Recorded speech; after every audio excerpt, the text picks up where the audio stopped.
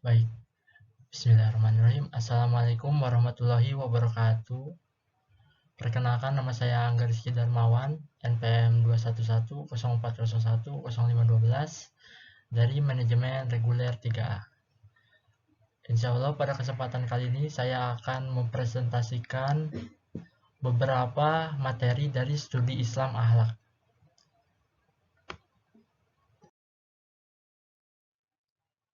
Oke, indikator pembahasan.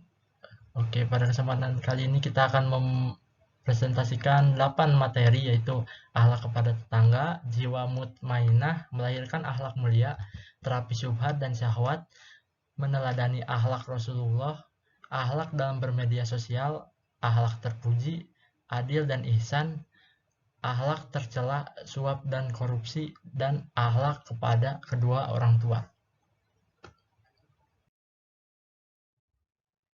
Baik, yang pertama yaitu akhlak kepada tetangga. Akhlak kepada tetangga yang dimaksudkan dalam Islam adalah sikap dan perilaku yang seharusnya dilakukan atau dijauhi oleh seseorang dalam hubungannya dengan tetangga. Allah Subhanahu wa taala berfirman pada Quran surat An-Nisa ayat 36 yang artinya, dan sembahlah Allah dan janganlah kamu mempersekutukannya dengan sesuatu apapun, dan berbuat baiklah kepada kedua orang tua, karib kerabat, anak-anak yatim, orang-orang miskin, tetangga dekat dan tetangga jauh, teman sejawat, ibnu sabil, dan hamba sahaya yang kamu miliki. Sungguh Allah tidak menyukai orang yang sombong dan membanggakan diri. Tetangga dibagi menjadi dua, yaitu tetangga dekat, contohnya saudara kita atau kerabat terdekat kita. Yang kedua yaitu tetangga jauh, contohnya tetangga yang bukan kerabat kita tetapi memiliki hak sebagai saudara muslim. Baik. Yang kedua, jiwa mutmainah melahirkan akhlak mulia. Mutmainah adalah jiwa yang beriman dan tidak digelitiki rasa takut dan duka dalam hati. Mutmainah bisa diartikan sebagai jiwa yang ikhlas, yakin, beriman, dan juga jiwa yang diridhoi dengan ketentuan Allah dan yang tahu bahwa sesuatu yang menjadi bagiannya pasti akan datang kepadanya. Mutmainah merupakan tingkat tertinggi dari jiwa yang dimiliki manusia. Puncak dari segala kebaikan manusia apabila telah mencapai jiwa mutmainah. Ketika jiwa sudah mutmainah, ciri-cirinya ada 4, yaitu ridho terhadap apa yang telah Allah berikan kepadanya. Yang kedua, jiwa akan tenang ketika kita semakin beriman. Yang ketiga, ridho terhadap qada dan qadarnya Allah.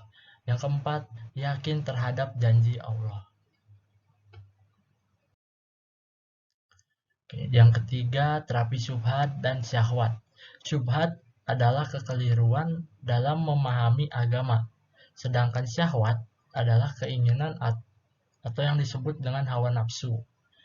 Menurut Imam Abil Iz Al-Hanafi dalam kitabnya yang berjudul Syarh Al-Aqidah Al-Tahawiyah, beliau menyebutkan bahwa penyakit hati yang ditimbulkan oleh syubhat itu lebih berbahaya daripada penyakit hati yang ditimbulkan oleh syahwat. Karena penyakit hati yang ditimbulkan sebab syahwat, wujudnya kelihatan dalam bentuk maksiat dan akan mengakibatkan dosa yang besar bagi pelakunya. Selanjutnya, meneladani akhlak Rasulullah. Rasulullah SAW merupakan nabi terakhir utusan Allah untuk umat manusia. Banyak teladan yang dapat diambil dari sifat dan akhlaknya yang agung. Al-Quran mengakui secara tegas bahwa Nabi Muhammad SAW memiliki akhlak yang sangat agung. 4 contoh akhlak teladan Rasulullah SAW yaitu keteladanan dalam hidup sederhana, tawadu, Nabi mengajarkan sesuatu sendiri dan Nabi tidak sombong. Yang ketiga, zuhud, tidak rakus, tidak ambisius, meletakkan sesuatu sesuai dengan tempatnya. Yang keempat, sifat malu, tidak akan melakukan maksiat. Sifat malu merupakan sifat bagian dari iman.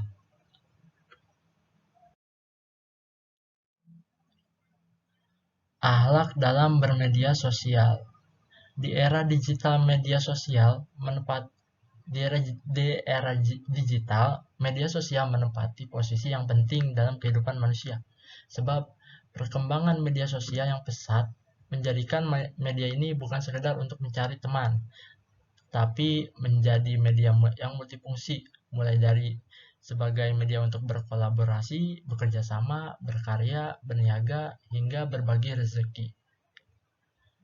Lalu adab dalam bermedia sosial maksudnya itu adalah bahwa kita berinteraksi sosial, maka interaksi itu tujuannya untuk mencapai ketakwaan. Hendaklah gunakan sarana media sosial dengan baik sebagai sarana dakwah. Selanjutnya akhlak terpuji, ya, adil dan ihsan. Adil artinya sama atau seimbang, atau menempatkan sesuatu pada tempatnya, proporsional.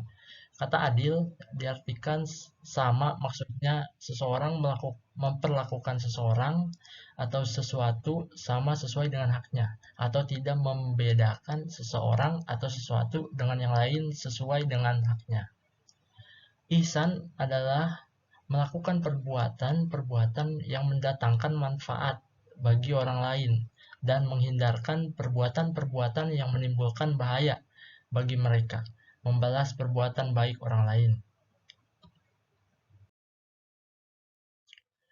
Selanjutnya akhlak tercela, suap dan korupsi. Di dalam Quran surat Al-Baqarah ayat 188, Allah berfirman, dan janganlah kalian memakan sebagian dari harta manusia dengan cara dosa sementara kalian mengetahuinya. Dan Nabi SAW telah mengingatkan itu, di mana manusia tidak akan lagi mempertimbangkan halal dan haram di dalam masalah rezekinya pada akhir zaman nanti. Yang artinya manusia tidak akan lagi memperhatikan aturan dari Allah Subhanahu wa taala, yang diperhatikan hanyalah kepentingan dirinya sendiri. Lalu Nabi telah memperingatkan untuk tidak berbuat riswah atau suap, karena ketika riswah sudah menjadi budaya di tengah-tengah masyarakat, maka sistem hukum dan tatanan sosial masyarakat akan rusak. Padahal Allah sudah mengingatkan manusia di dalam Quran surat An-Nisa ayat 29. Allah berfirman, wahai orang-orang yang beriman, janganlah kalian memakan harta dengan cara yang batil, kecuali dengan cara berdagang yang saling ridho antara satu dengan yang lain. Lalu yang terakhir, akhlak kepada kedua orang tua. Akhlak kepada orang tua adalah sikap atau perbuatan yang seharusnya dilakukan oleh seseorang terhadap orang tuanya. Dengan demikian, dalam Islam, di samping berkewajiban berakhlak yang baik kepada Allah dan kepada diri sendiri, manusia juga memiliki kewajiban berakhlak baik kepada orang tua. Bentuk akhlak kepada orang tua ada 4, yaitu berkata sopan, bersikap tawadu, mengutamakan kepentingan orang tua, dan menjaga kehormatan. Oke, mungkin cukup sekian yang bisa saya sampaikan. Semoga dengan apa yang saya sampaikan bisa